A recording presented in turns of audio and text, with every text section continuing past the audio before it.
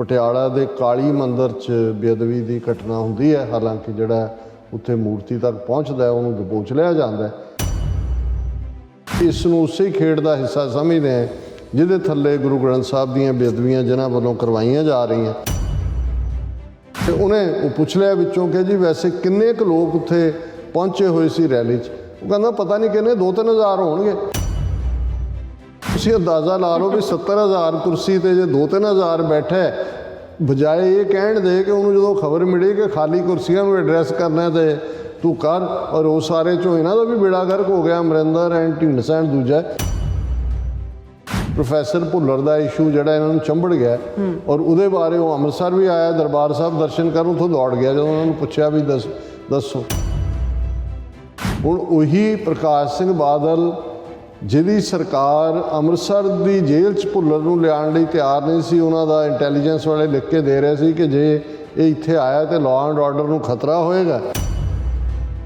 ਬਾਦਲ ਇਹ ਕਹਿ ਰਿਹਾ ਕਿ ਜੀ ਇਹ ਰਿਲੀਜ਼ ਦਵਿੰਦਰਪਾਲ ਸਿੰਘ ਭੁੱਲਰ, ਪ੍ਰਕਾਸ਼ ਸਿੰਘ ਬਾਦਲ ਟੂ ਅਰਵਿੰਦ ਕੇਜਰੀਵਾਲ, ਉਹਨੂੰ ਕਹਿ ਰਿਹਾ ਜੀ ਉਹਨੂੰ ਰਿਲੀਜ਼ ਕਰੋ। ਹੁਣ ਅੱਜ ਉਹ ਵੀ ਉਹਨਾਂ ਦਾ ਹਮਦਰਦ ਬਣ ਗਿਆ। Viewers welcome back on programme. So viewers ਹੁਣ ਆਪਾਂ ਗੱਲਬਾਤ ਕਰਨ ਜਾ ਰਹੇ ਹਾਂ ਪੰਜਾਬ ਦੇ ਹਵਾਲੇ ਨਾਲ ਕਿ ਪੰਜਾਬ ਵਿਧਾਨ ਸਭਾ ਚੋਣਾਂ ਨੂੰ ਲੈ ਕੇ ਚੋਣ ਪ੍ਰਚਾਰ ਬੜਾ ਘਟੀਆ ਪੱਧਰ ਇਖਤਿਆਰ ਕਰ ਚੁੱਕਾ ਹੈ। ਸੋ ਸਿਆਸੀ ਧਿਰਾਂ ਵੱਲੋਂ ਇੱਕ ਦੂਸਰੇ ਤੇ ਨਿੱਜੀ ਜਿਹੜੀਆਂ ਦੂਸ਼ਣਬਾਜ਼ੀਆਂ ਦਾ ਜਿਹੜਾ ਬਾਜ਼ਾਰ ਹੈ ਉਹ ਪੂਰੀ ਤਰ੍ਹਾਂ ਗਰਮ ਹੈ। ਅਫਸੋਸ ਹੈ ਕਿ ਇਹਨਾਂ ਚੋਣਾਂ ਵਿੱਚ ਪੰਜਾਬ ਨੂੰ ਦਰਪੇਸ਼ ਅਸਲ ਮੁੱਦਿਆਂ ਤੇ ਕਿਸੇ ਦਾ ਵੀ ਧਿਆਨ ਨਹੀਂ ਹੈ। ਸੋ ਇਸ ਬਾਰੇ ਆਪਾਂ ਗੱਲਬਾਤ ਕਰਨ ਜਾ ਰਹੇ ਹਾਂ। ਸੋ ਅਸੀਂ ਚਾਹਾਂਗੇ ਕਿ ਤੁਸੀਂ ਇਸੇ ਤਰ੍ਹਾਂ ਬਣੇ ਰਹਿਣਾ। ਦੇਖਣ ਸੁਣ ਲਈ ਲਿਖਣ ਲਈ ਤੁਹਾਡਾ ਸਭ ਦਾ ਬਹੁਤ ਬਹੁਤ ਧੰਨਵਾਦ ਜੀ। ਡਾਕਟਰ ਸਾਹਿਬ ਕੀ ਵਿਚਾਰਾਂ ਨੇ? ਦੇਖੋ, ਅਕਸਰ ਇਹ ਲਾਈਨਾਂ ਪ੍ਰੋਫੈਸਰ ਪੂਰਨ ਸਿੰਘ ਦੀਆਂ ਅਸੀਂ ਜਦੋਂ ਦੁਹਰਾਉਂਦੇ ਹਾਂ ਕਿ ਪੰਜਾਬ ਨਾ ਹਿੰਦੂ ਨਾ ਮੁਸਲਮਾਨ, ਪੰਜਾਬ ਜਿਉਂਦਾ ਗੁਰਾਂ ਦੇ ਨਾਂ 'ਤੇ, ਪਰ ਜਦੋਂ ਅਸੀਂ ਆਪਣੀ ਧਰਤੀ ਵੱਲ, ਭਾਰਤੀ ਕਬਜ਼ੇ ਵਾਲੇ ਪੰਜਾਬ ਵੱਲ ਨਜ਼ਰ ਮਾਰਦੇ ਹਾਂ ਤੇ ਦੁੱਖ ਤੋਂ ਬਿਨਾਂ, ਅਫਸੋਸ ਤੋਂ ਬਿਨਾਂ, ਹੌਕਿਆਂ ਤੋਂ ਬਿਨਾਂ ਹੋਰ ਕੁਛ ਵੀ ਨਹੀਂ ਹੈ। ਉਸੇ ਧਰਤੀ ਦੇ ਉੱਤੇ ਸਤਿਗੁਰਾਂ ਦੀ ਕਮਾਈ ਹੈ, ਸਾਡਾ ਸ਼ਾਨਦਾਰ ਇਤਿਹਾਸ ਹੈ 5-5.5 ਸਦੀਆਂ ਦਾ। ਉਸ ਧਰਤੀ ਦੇ ਉੱਤੇ 5 ਦਰਿਆਵਾਂ ਦੀ ਧਰਤੀ ਦੇ ਉੱਤੇ ਉਹ ਫਖਰ, ਉਹ ਮਾਣ ਬਾਬਾ ਫਰੀਦ, ਔਰ 18ਵੀਂ ਸਦੀ 'ਚ ਜੇ ਅਸੀਂ ਪਹੁੰਚਦੇ ਹਾਂ ਫਿਰ ਬਾਬਾ ਬੁੱਲੇ ਸ਼ਾਹ ਔਰ ਸ਼ਾਹ ਹੁਸੈਨ ਔਰ ਇਹ ਸਾਰੇ ਜਿਹੜੇ ਦਰਵੇਸ਼, ਸੁਲਤਾਨ ਬਾਹੂ, ਇਹਨਾਂ ਨੇ ਉਸ ਧਰਤੀ ਦੇ ਉੱਤੇ ਕਿਵੇਂ ਇੱਕ ਪਿਆਰ ਦਾ ਸੁਨੇਹਾ ਦਿੱਤਾ। ਪਰ ਅੱਜ ਸਾਡਾ ਪੰਜਾਬ ਭਾਰਤੀ ਕਬਜ਼ੇ ਵਾਲਾ ਹਿੰਦੂ ਤਵੀ ਨਫ਼ਰਤ, ਹਿੰਦੂ ਤਵੀ ਸਾਜ਼ਿਸ਼ਾਂ ਦਾ ਗੜ੍ਹ ਬਣਿਆ ਹੋਇਆ। ਔਰ ਅਸੀਂ ਦੇਖਿਆ ਕਿ ਸਾਂਝੇ ਜਿਹੜਾ ਇਨਸਾਨੀਅਤ ਨੂੰ ਸੁਨੇਹਾ ਦੇਣ ਵਾਲਾ, ਇਨਸਾਨੀਅਤ ਨੂੰ ਪਿਆਰ ਕਰਨ ਵਾਲਾ ਜਿਸ 'ਚੋਂ ਬਾਣੀ ਉਹ ਸਰਬ ਸਾਂਝੀ ਵਾਲਤਾ ਦਾ ਸੁਨੇਹਾ ਦਿੰਦੀ ਹੈ। ਗੁਰੂ ਗ੍ਰੰਥ ਸਾਹਿਬ ਦੀ ਬੇਅਦਬੀ ਦੀਆਂ ਘਟਨਾਵਾਂ ਦਾ ਸਿਲਸਿਲਾ 2015 'ਚ ਹਿੰਦੂ ਤਵੀਆਂ ਨੇ ਇੱਕ ਪਲੈਨਡ ਤਰੀਕੇ ਨਾਲ ਸ਼ੁਰੂ ਕੀਤਾ ਔਰ ਉਹ ਲਗਾਤਾਰ ਜਾਰੀ ਹੈ।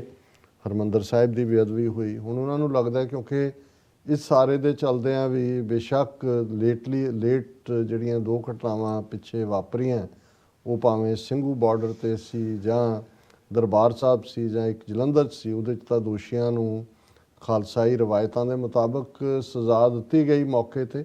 ਪਰ ਇਹਦੇ 'ਚ ਕੋਈ ਹਾਲਾਂਕਿ ਜ਼ਾਹਰ ਸੀ ਕਿ ਜਿਹੜੇ ਕਰਨ ਵਾਲੇ ਨੇ ਉਹ ਹਿੰਦੂ ਤਵੀਆਂ ਨੇ ਭੇਜੇ, ਉਹਨਾਂ ਦੀ ਜਿਹੜੀ ਹੈ ਬੇਸ਼ੱਕ ਨਾਂ ਪਤਾ ਨਹੀਂ ਪਛਾਣਿਆ ਗਿਆ ਪਰ ਪਤਾ ਸੀ ਕੌਣ ਹੈ। ਲੇਕਿਨ ਇਹ ਨਹੀਂ ਹੈ ਕਿ ਕੋਈ ਹਿੰਦੂਆਂ ਦੇ ਖਿਲਾਫ ਨਫ਼ਰਤ ਦਿਖਾਈ ਗਈ, ਜਾਣਦਿਆਂ ਹੋਇਆਂ ਵੀ ਕਿ ਇਹਨਾਂ ਨੂੰ ਹਿੰਦੂ ਤਵੀ ਕਰ ਰਹੇ ਨੇ। ਪਰ ਹੁਣ ਸ਼ਾਇਦ ਇਹ ਜਿਹੜੀਆਂ RSS ਦੀਆਂ ਏਜੰਸੀਆਂ ਔਰ IB ਔਰ ਰਾਹ ਵਾਲਿਆਂ ਨੂੰ ਲੱਗਦਾ ਹੈ ਕਿ ਪੰਜਾਬ ਦੇ ਵਿੱਚ ਚੋਣਾਂ ਤੱਕ ਪਹੁੰਚਣ ਤੋਂ ਪਹਿਲਾਂ ਇਹ 2 ਫਿਰਕਿਆਂ ਨੂੰ ਲੜਾਉਣਾ ਵੀ ਬੜਾ ਜ਼ਰੂਰੀ ਹੈ। ਹਿੰਦੂ ਵੋਟ ਵੀ ਕੰਸੋਲੀਡੇਟ ਹੋਏਗੀ, ਸਿੱਖਾਂ ਨੂੰ ਵੀ ਬਦਨਾਮ ਕੀਤਾ ਜਾਏਗਾ। ਔਰ ਅੱਜ ਅਸੀਂ ਇਹ ਘਟਨਾ ਦੇਖਦੇ ਹਾਂ ਕਿ ਪਟਿਆਲਾ ਦੇ ਕਾਲੀ ਮੰਦਰ 'ਚ ਬੇਅਦਬੀ ਦੀ ਘਟਨਾ ਹੁੰਦੀ ਹੈ। ਹਾਲਾਂਕਿ ਜਿਹੜਾ ਉੱਥੇ ਮੂਰਤੀ ਤੱਕ ਪਹੁੰਚਦਾ ਉਹਨੂੰ ਦਬੋਚ ਲਿਆ ਜਾਂਦਾ।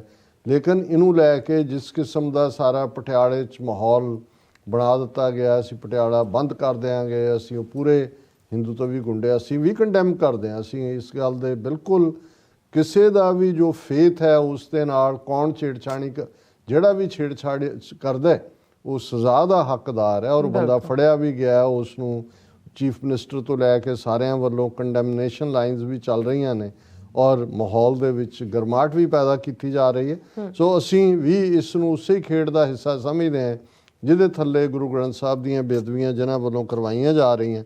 ਔਰ ਇੱਕ ਪਾਸੇ ਤਾਂ ਇਹ ਮਜ਼ਹਬੀ ਫੇਥ ਦੇ ਉੱਤੇ ਹਮਲਾ, ਦੂਸਰੇ ਪਾਸੇ ਅਸੀਂ ਦੇਖਦੇ ਹਾਂ ਕਿ ਸਿਆਸਤ ਦੇ ਵਿੱਚ ਜਿਸ ਕਿਸਮ ਦਾ ਇਹ ਚੋਣ ਪ੍ਰਚਾਰ ਚੱਲ ਰਿਹਾ ਹੈ, ਉਹ ਬਦ ਅਖਲਾਕ, ਬਦ ਕਿਰਦਾਰ, ਬਦ ਕਲਾਮ ਔਰ ਅੱਜ ਕੱਲ੍ਹ ਆਪਣੀਆਂ ਕਰਤੂਤਾਂ ਕਰਕੇ ਬਦ ਸ਼ਕਲ ਕੈਪਟਨ ਅਮਰਿੰਦਰ ਉਹ ਨਿਕਲਿਆ ਕੋਵਿਡ ਤੋਂ ਹਫ਼ਤੇ ਬਾਅਦ। ਔਰ ਉਹਦਾ ਪਹਿਲਾ ਇੰਟਰਵਿਊ ਮੈਂ ਦੇਖ ਰਿਹਾ ਸੀ ਜਿਹੜਾ ਉਹਨੇ ਇੱਕ ਪੰਜਾਬੀ ਚੈਨਲ ਨੂੰ ਦਿੱਤਾ, ਬਾਅਦ 'ਚ ਉਹਨੇ ਅਗਲੇ ਦਿਨ ਪ੍ਰੈਸ ਕਾਨਫਰੰਸ ਵੀ ਕੀਤੀ।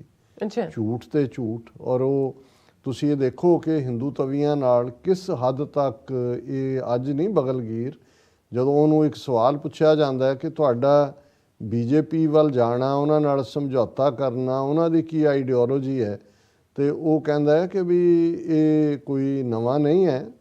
ਮੇਰੇ ਫਾਦਰ ਉਹਨਾਂ ਦੇ ਵੀ ਜਿਹੜਾ ਨਾਨਾ ਜੀ ਦੇਸ਼ਮੁਖ ਜਿਹੜਾ RSS ਦਾ ਜਿਹੜਾ ਉਹ ਰਿਹਾ ਹੈਡ ਵੀ, ਉਹ ਕਹਿੰਦੇ ਉਹ ਬੜੇ ਦੋਸਤ ਸੀ ਮੇਰੇ ਪਿਤਾ ਜੀ ਦੇ। ਔਰ ਜਦੋਂ ਮੇਰੇ ਫਾਦਰ ਦੀ ਡੈਥ ਹੋਈ ਉਹ ਆਏ ਪਟਿਆਲੇ, ਉਹਨਾਂ ਨੇ ਅਫਸੋਸ ਵੀ ਕੀਤਾ। ਔਰ ਹੁਣ ਇਸ ਤੋਂ ਅੰਦਾਜ਼ਾ ਲਾਓ ਕਿ ਵੀ ਇਹ ਕੋਈ ਇੱਕ ਜਨਰੇਸ਼ਨ ਦੇ ਕਦੋਂ ਦੇ ਮੋਲ ਫਿੱਟ ਕੀਤੇ ਹੋਏ ਨੇ, ਕਿਸ ਲੈਵਲ ਦਾ ਇਹ ਕੰਮ ਕਰ ਰਹੇ ਨੇ। ਔਰ ਉਹ ਪੂਰੀ ਜਿਹੜਾ ਔਰ ਇਕੱਲਾ ਇਹ ਨਹੀਂ ਕਿ ਵੀ ਉਹ ਆਪਣੀ ਉਹਨੂੰ ਕਿਹਾ ਕਿ ਜੀ ਜਿਹੜੇ ਬੰਦਿਆਂ ਨੇ ਤੇਰੇ ਨਾਲ ਆਉਣਾ ਸੀ ਉਹ ਤਾਂ ਬੀਜੇਪੀ ਜਾ ਰਹੇ ਨੇ। ਕੋਈ ਨਹੀਂ ਕਹਿੰਦਾ ਬੀਜੇਪੀ ਨੇ, ਕਿਉਂਕਿ 2024 'ਚ ਵੀ ਬੀਜੇਪੀ ਨੇ ਹੀ ਜਿੱਤਣਾ ਦਿੱਲੀ ਦੇ ਵਿੱਚ। ਔਰ ਉਹ ਅਗਲੇ 8 ਸਾਲ ਆਪਣੇ ਸੌਖੇ ਕਰਨਾ ਚਾਹੁੰਦੇ ਨੇ ਜਿਹੜੇ ਲੋਕ ਨੇ, ਉਹ ਜਾ ਰਹੇ ਨੇ। ਸੋ ਮਤਲਬ ਇੱਕ ਪਾਸੇ ਉਹਨਾਂ ਨੇ ਕਿਵੇਂ ਇਹ ਬੰਦੇ ਲਿਆਂਦੇ, ਕਿਵੇਂ ਪ੍ਰਮੋਟ ਕੀਤੇ, ਕਿਸ ਹੱਦ ਤੱਕ ਜਾ ਕੇ। ਹਾਂ, ਉਹਦੇ 'ਚ ਇੱਕ ਹਕੀਕਤ ਜਿਵੇਂ ਉਹ ਹੁੰਦਾ ਵੀ ਤੁਸੀਂ ਜਿਹੜਾ ਉਹ ਕਿਤੇ ਨਾ ਕਿਤੇ ਜਿਹਨੂੰ ਬੁੱਲੇ ਸ਼ਾਹ ਨੇ ਕਿਹਾ ਕਿ ਵੀ ਮੂੰਹ ਆਈ ਬਾਤ ਨਾ ਰਹਿੰਦੀ ਹੈ, ਕਿਤੇ ਉਹਨੂੰ ਕਿਤੋਂ ਨਿਕਲ ਜਾਂਦਾ ਹੈ। ਤਾਂ ਉਹਨਾਂ ਨੇ ਪੁੱਛਿਆ ਕਿ ਜੀ ਇਹ ਜਿਹੜਾ ਮੋਦੀ ਨੇ ਕਿਹਾ ਕਿ 5 ਜਨਵਰੀ ਨੂੰ ਉਸ ਦਾ ਜਿਹੜਾ ਉਹਦੀ ਜਾਨ ਨੂੰ ਖਤਰਾ ਸੀ, ਔਰ ਦੂਜੇ ਨਹੀਂ, ਕਹਿੰਦਾ ਇਹ ਜਾਨ ਨੂੰ ਤਾਂ ਨਹੀਂ ਖਤਰਾ ਸੀ। ਲੇਕਿਨ ਉਹਨੇ ਉਹ ਪੁੱਛ ਲਿਆ ਵਿੱਚੋਂ ਕਿ ਜੀ ਵੈਸੇ ਕਿੰਨੇ ਕੁ ਲੋਕ ਉੱਥੇ ਪਹੁੰਚੇ ਹੋਏ ਸੀ ਰੈਲੀ 'ਚ। ਉਹ ਕਹਿੰਦਾ ਪਤਾ ਨਹੀਂ ਕਿੰਨੇ, 2-3 ਹਜ਼ਾਰ ਹੋਣਗੇ। ਹੁਣ ਉਹਦੇ ਤੋਂ ਤੁਸੀਂ ਅੰਦਾਜ਼ਾ ਲਾ ਲਓ ਵੀ 70,000 ਕੁਰਸੀ ਤੇ ਜੇ 2-3 ਹਜ਼ਾਰ ਬੈਠਾ, ਬਜਾਏ ਇਹ ਕਹਿਣ ਦੇ ਕਿ ਉਹਨੂੰ ਜਦੋਂ ਖਬਰ ਮਿਲੀ ਕਿ ਖਾਲੀ ਕੁਰਸੀਆਂ ਨੂੰ ਐਡਰੈਸ ਕਰਨਾ ਤੇ ਤੂੰ ਕਰ। ਔਰ ਉਹ ਸਾਰੇ ਚੋਂ ਇਹਨਾਂ ਦਾ ਵੀ ਬੇੜਾ ਗਰਕ ਹੋ ਗਿਆ, ਅਮਰਿੰਦਰ ਐਂਡ ਢੀਂਡਸਾ ਐਂਡ ਦੂਜਾ ਕਿੰਨਿਆਂ ਨੇ ਹੋਰ ਇਕੱਠੇ ਕਰਨਾ ਸੀ। ਸੋ ਇੱਕ ਪਾਸੇ ਤੇ ਇਹ ਇਸ ਕਿਸਮ ਦੀ ਲਾਈਨ ਚੱਲ ਰਹੀ ਹੈ। ਹੁਣ ਜਿਹਨੂੰ ਆਮ ਆਦਮੀ ਪਾਰਟੀ ਨੇ ਜਿਹੜਾ ਭਗਵੰਤ ਮਾਨ ਨੂੰ ਚੀਫ ਮਿਨਿਸਟਰ ਦਾ ਚਿਹਰਾ ਐਲਾਨਿਆ, ਸਿੱਖ ਚਿਹਰਾ ਕਹਿ ਰਹੇ ਨੇ, ਪਹਿਲਾਂ ਤਾਂ ਉਹਦੀ ਸ਼ਕਲ ਦੇਖੋ ਵੀ ਉਹ ਕਿਹੜੇ ਪਾਸਿਓਂ, ਔਰ ਉਹਦਾ ਅਦਰਵਾਈਜ਼ ਮੈਂ ਹੁਣ ਫਿਰ ਪਰਸਨਲਾਈਜ਼ ਹੋ ਜਾਏਗਾ ਜੇ ਕਿਹਾ। ਪਰ ਗੱਲ ਇਹ ਹੈ ਵੀ ਇਸ਼ੂ ਰੇਜ਼ ਕਰ, ਹੁਣ ਇੱਕ ਪਾਸੇ ਪ੍ਰੋਫੈਸਰ ਭੁੱਲਰ ਦਾ ਇਸ਼ੂ ਜਿਹੜਾ ਇਹਨਾਂ ਨੂੰ ਚੰਬੜ ਗਿਆ, ਔਰ ਉਹਦੇ ਬਾਰੇ ਉਹ ਅੰਮ੍ਰਿਤਸਰ ਵੀ ਆਇਆ ਦਰਬਾਰ ਸਾਹਿਬ ਦਰਸ਼ਨ ਕਰਨ, ਉੱਥੋਂ ਦੌੜ ਗਿਆ ਜਦੋਂ ਉਹਨਾਂ ਨੂੰ ਪੁੱਛਿਆ ਵੀ ਦੱਸੋ।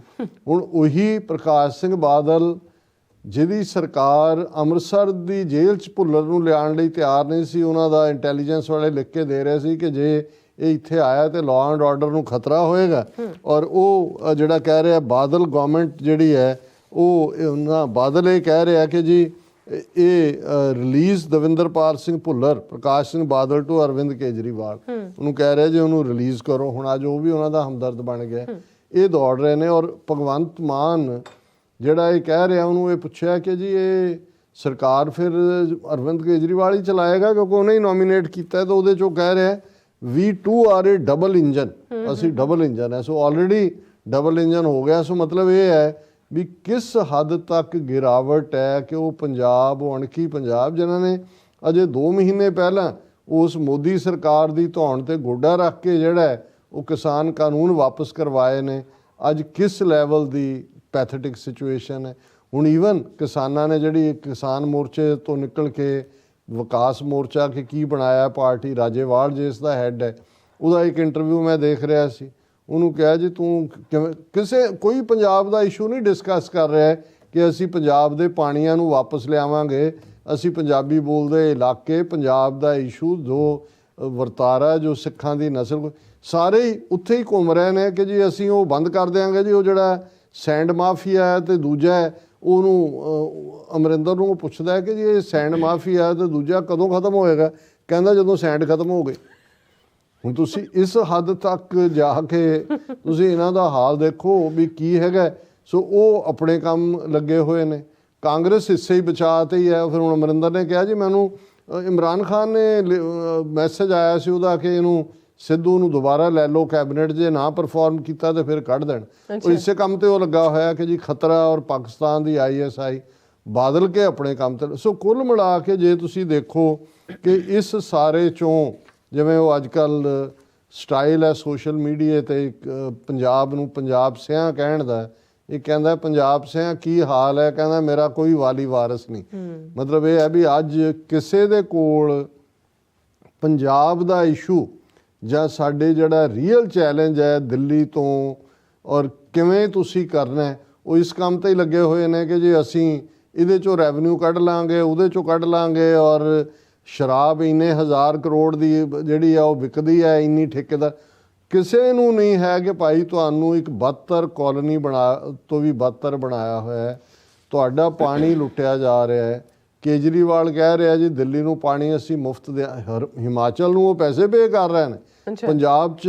ਔਰ ਕਿਸੇ ਨੇ ਕਿਹਾ, ਉਹਨੇ ਕਿਹਾ ਜੀ ਇਹਨੂੰ ਇਹ ਕੇਜਰੀਵਾਲ ਹਰਿਆਣੇ ਦਾ ਜੰਪਲ, ਇਹ ਹਰਿਆਣੇ 'ਚ ਕਿਉਂ ਨਹੀਂ ਇਲੈਕਸ਼ਨਾਂ ਲੜਦਾ? ਬਿਲਕੁਲ ਹਰਿਆਣੇ 'ਚ ਕਿਉਂ ਨਹੀਂ ਇਸ ਕਿਸਮ ਦਾ? ਯੂਪੀ, ਹੁਣ ਯੂਪੀ ਦੇ ਹਵਾਲੇ ਨਾਲ ਕਿੱਥੇ ਤਾਂ ਸ਼ੁਰੂ 'ਚ ਦੱਸਣ ਲਈ ਕਿ ਜੀ ਮੈਂ ਕਿੰਨਾ ਖਿਲਾਫ ਹਾਂ BJP ਦੇ। ਬਨਾਰਸ 'ਚ ਜਾ ਕੇ 2014 'ਚ ਮੋਦੀ ਦੇ ਬਰਾਬਰ ਇਲੈਕਸ਼ਨ ਲੜਿਆ ਸੀ। ਹੁਣ ਤੁਹਾਨੂੰ ਯੂਪੀ 'ਚ ਆਮ ਆਦਮੀ ਪਾਰਟੀ ਨਜ਼ਰ ਨਹੀਂ ਆਉਂਦੀ, ਸਿਰਫ ਸਿੱਖ ਹੀ ਰਹਿ ਗਏ ਨੇ ਰਾ ਮਟੀਰੀਅਲ, ਔਰ ਅਸੀਂ ਮਰਸਨਰੀ ਬਣੇ ਹੋਏ ਆ ਵੀ ਆ ਕੇ ਸਾਨੂੰ ਇਹ ਦਿੱਲੀ ਦੇ ਲਾਲੇ ਰਨ ਕਰਨਗੇ। ਪਰ ਉਹ ਜਿਵੇਂ ਕਿਸੇ ਨੇ ਕਿਹਾ ਕਿ ਪੰਜਾਬ ਸਿਆਂ ਅੱਜ ਤੇਰਾ ਕੋਈ ਵਾਲੀ ਵਾਰਸ ਨਹੀਂ, ਇਹ ਬਿਲਕੁਲ ਹਕੀਕਤ ਹੈ।